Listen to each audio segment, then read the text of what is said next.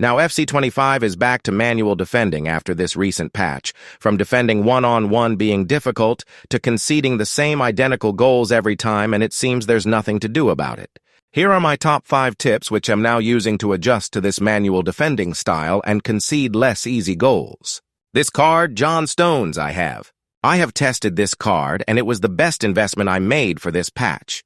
He made my defending very easy, very cheap card to get now and improve your defense. If you want cheap and safe coins, visit u7buy.com for cheap, safe, and fast reliable coins. Remember to use my discount code DRFC for 8% off. Check link in the description.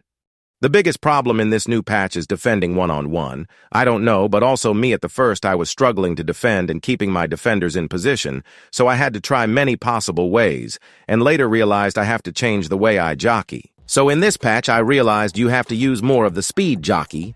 This is a game changer now when defending. The speed jockey I know a lot of, you knows how to perform it. L2 plus R2. Then you move the left analog to control the movement of your defender and to also adjust the speed. The speed jockey works best for this patch because of how hard it's to defend with nerfed AI defenders. When you miss tackle, it's very easy to be punished now than it was. The automatic tackling of the speed jockey is so effective. Many times I didn't have to press the tackle button and my defender managed to tackle by himself, so no need to be spamming the tackling button. Just know speed jockey is the key now. Some broken mechanics like the speed boost, the controlled sprint. To defend these tricks, you have to control your defender in a reactive way, and using the speed jockey, you can react to the opponent's actions. Not only defending one-on-one, but also cutting passing lanes. As the short pass speed was increased, you need to be so reactive with your defenders. Right now, I don't know the number of fingers you need to defend, but just know you have to be so fast with your reaction and anticipation. You have to be proactive, whereby you anticipate the opponent's actions like reading passes, reacting to his movements at the right moment like inside your box. All this you need to master player switching. We have the right analog switch and the L1 switch. You have to use these tools at the right time, like using the right analog and switch to mark the opponent's players, closing up spaces or cutting passes. Like here, the opponent is cutting inside. He has this open pass. I use the right analog switch and select my center back, move him close to the opponent's player holding the speed jockey, and by the time the opponent takes that pass, I was close and apply pressure, ending up winning the ball. Also here, the opponent recycles the ball and he has this pass. At this situation, when your defense line has pushed too deep like here, this is very dangerous and you have to make sure your defenders closes up spaces when the opponent gets the ball to one of his 2 strikers. It's so challenging to defend that situation. So here I switch to my center back holding the speed jockey. I get close to the ball holder and by the time he receives this pass, he had no time to react and I tackle the ball. The next tip is to track runs manually. Right now, we all know through passes are so broken and very challenging to defend because we are used to automatic AI positioning, and now I see players making this mistake of not tracking those runs manually. Your AI defenders no longer take actions during those situations and you will be punished. Now you have to be active and select your center backs or fullbacks and track those runs by yourself. Here, you're reducing on the number of goals you likely to concede. First, sprint back to catch up with this running player.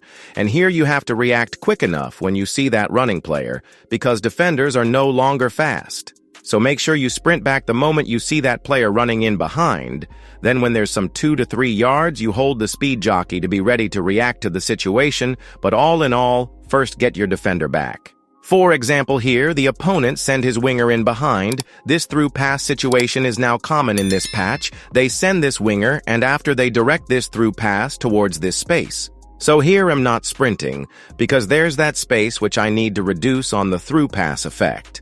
Holding the speed jockey, and here see I'm defending my goal because it's so common now to use this through pass, and the opponent takes the pass and I easily win the ball.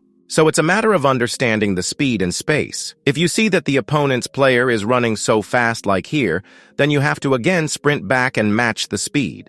This is the most important defense tip in this patch, trust me. Keep your defense shape organized. You will be okay with defending in this patch. As you see this example, my defense shape is perfectly organized. I use the 4-2-1-3 formation, and my players have exactly aligned in that manner. Therefore, as your defense shape is organized, there's no need to be strictly worrying about through passes because there's little space for the opponent's players to make runs, and the compactness in the midfield makes it hard for the opponent to build up through the middle area, and so he's forced to use the wide areas. Quick reaction. Remember, you have to defend actively, like here holding the speed jockey to cut this passing lane. Just don't overcommit with any of your defenders, force the opponent to build up through the wing, mark the middle area. The key to a well-organized defense shape is defender positioning, so you have to use the right analog switch and position your defenders in those crucial areas to close up spaces and also cutting passing lanes. Here it's very challenging for the opponent to outplay your defending if you do this. Our last tip is to drag back players. Dragging back players, I don't want this. Where you chase from behind, at least it's okay if your player is close to the ball holder, but not too far like this, whereby the opponent's player has no pressure. This ball holder in this situation has time to do whatever needed accurately. If you want to chase from behind, your player has to be close like here. He can force the opponent's player to make errors and give you the opportunity to take the ball. So here is the way to drag back players post-patch, as you force the opponent to build up using the wing. Make sure he doesn't go for the byline. That's 1. Then 2.